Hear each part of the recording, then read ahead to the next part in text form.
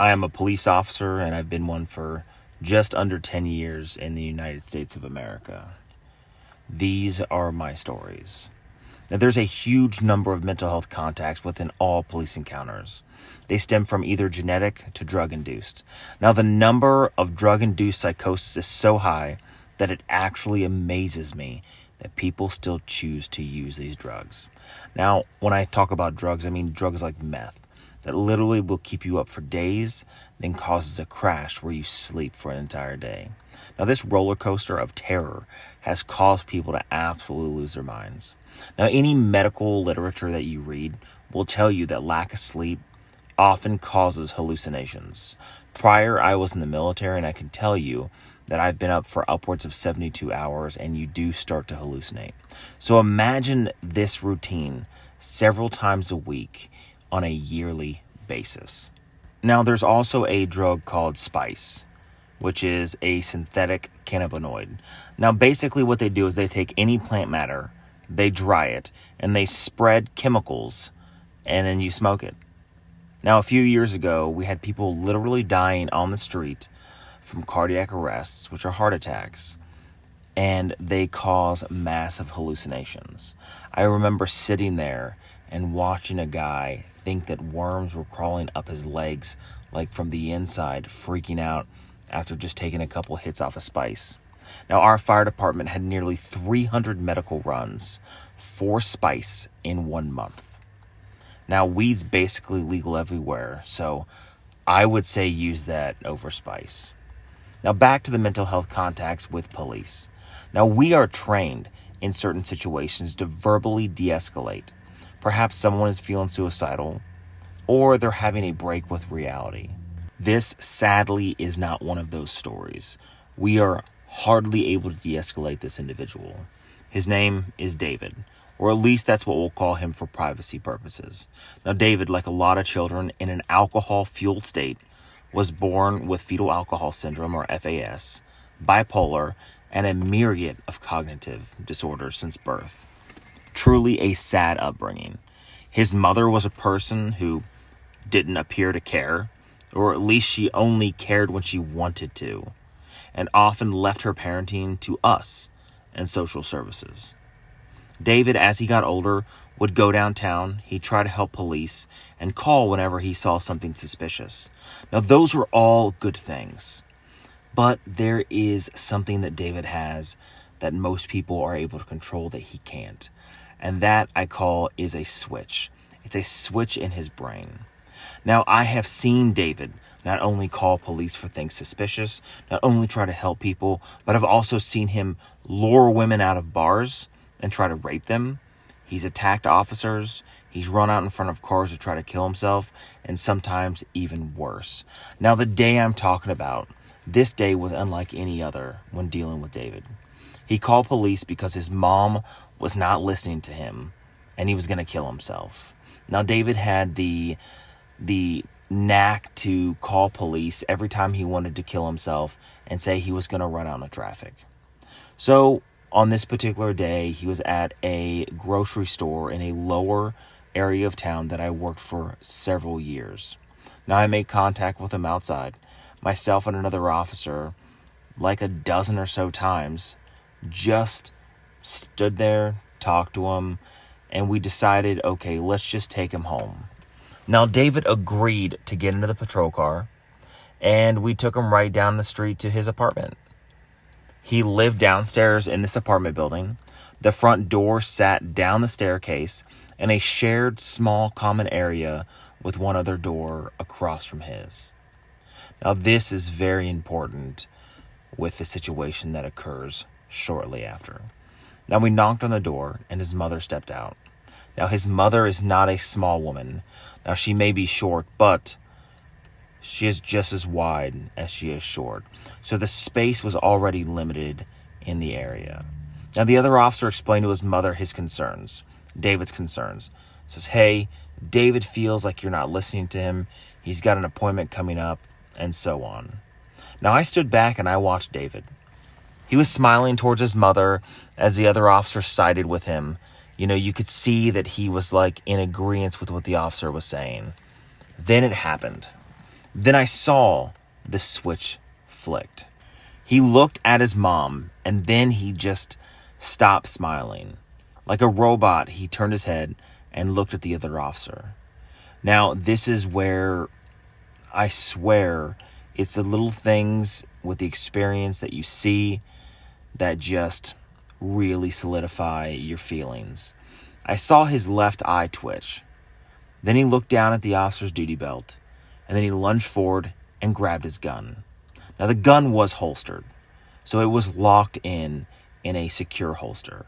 Now, myself and this other officer had plenty of years of experience, so we remained calm, and the officer whose gun he attempted to grab also remained calm, reached down, pried David's hands off the gun, and I stepped in, grabbing one arm, him then grabbing the other arm, and we sort of just waited in a standing position, waiting for the switch to flip back. Now, that may sound crazy, because this kid just tried to grab our gun. And in fact, I say kid, but he's like 19 years old. Now, technically, that's lethal force authorized. If someone tries to grab a police officer's gun, whether or not it's holstered or unholstered, then the only thing that an officer can assume in their mind is you're trying to use that weapon against them, leaving them defenseless. But we had dealt with David for years, and a more junior officer may have used deadly force on him. Now, normally the person who had just done such a thing would end up on the ground, face down, officers piled on top, while we're placing the handcuffs on, and then charged accordingly. Now, as David seemed to calm down, we loosened our grip slightly. Now, this was a mistake. And like I said, I've been doing this job for just under 10 years, which is actually a lot of time on the force. And even we made the mistake. He pulled away suddenly and then grabbed my gun. I thought to myself, sorry, David. I gave you an opportunity and I'm not dying today. So I grabbed one arm and I rolled David over my hip into a takedown. Now, he hit the ground hard and then he was placed in handcuffs. Now, instead of charging him, instead what we chose to do was take him to the hospital for a mental evaluation. Now, I know David. I know his history, which is sad, but I also know what he's capable of doing. He's capable of raping, of harming, attacking, brutalizing, and that's just to scratch the surface. Can he help it? No. But should a ticking time bomb be able to walk the streets just waiting for that switch to flip, then he attacks? I mean, maybe next it's your daughter, your wife, your child, or even a grandparent. I've seen this guy truly attack a lot of people. Now, we have something called mental health court, which he goes to court for. And then, because they use his mental health as a means to determine his outcome, a lot of times he's just let go to wander the streets. Now, this is truly sad and also truly dangerous, because I know that eventually there's going to be an encounter where David is possibly killed by police. We all know it, and none of us want to hurt him. We all want him to get help. But we know that eventually we're going to cross that bridge. Then, once we do, that officer is going to be vilified, they're going to be tried, hung out to dry, and convicted by the community for killing a mentally ill person. Now, this sets a very dangerous precedent, and most people do not want to be a police officer right now because of it. Now, a lot of people, they say, hey, we need a social worker there, not police. We need someone who's trained on how to deal with the mentally ill better. And you're correct, we do. But when that switch flicks and that social worker is unprotected, unguarded, and ill-prepared, then they will be the next victim. Now, this is unpopular, but it's a constant battle with every officer. Now, I don't know what to do to fix the system. I'm not one to come out, complain about something without having some sort of solution first. It's something my wife has always made me do. But the system is broken, and we're not there for the people who are mentally ill or the community who has to deal with the mental illness secondhand. And you may say, well, this person has the right and the freedom of anybody else. You're right. But at what point does their freedom stop when they start to victimize other people? And my biggest fear is that I know one day David is going to go to a store and he's going to buy a BB gun, because this has happened so many times in the US that I can foresee it. Because he can't buy a real gun because of his mentally ill status, he can go buy a BB gun. And the BB guns look just like real guns. And he's going to carry it like he carries his handcuffs and he carries a flashlight because he wants to be a police officer. And then he's going to use it on the wrong person. And then that person's going to try to defend themselves, whether or not they're a police officer or a citizen. And then it's going to be in the newspaper. And this person's life is going to be destroyed based on the fact that a broken system refuses to help those who actually need help. Now, I'm a very strong constitutionalist, and I truly believe in the freedom to live your life.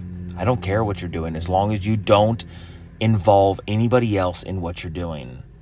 If you're a schizophrenic who is on medication, who is level, you would want to take your medication.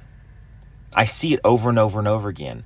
But once that medication lapses and you start to hear voices, you start to go down a rabbit hole of this conflict, then you don't want to take your medication because you believe it's there to harm you. And the state cannot force you to take your medication unless the courts get involved. And a lot of times the courts do not want to get involved. So now you have a double-edged sword of, at what point do you take someone's freedom away from them, force them to take a medication that if they were taking, they'd want to stay on, because they have a mental illness, they're not wanting to take it. So again, it's just a slippery slope. It's something to think about. It's something that police deal with on a day-to-day basis, and people just do not understand. It's very easy to say social worker. It's very easy to say they need more training, and you're right. Every police officer needs more training. The training that every police officer gets in the U.S. is not good enough, which is why when they say, hey, defund the police, or we need less police, I don't understand what you would do with less police on the street and less training, especially when the average police officer only gets about 4 hours a year of either defensive tactics, so hands-on, like takedowns and training and physical apprehension, and mental illness training. 4 hours a year is just not enough. So thank you for listening to the end if you're still here.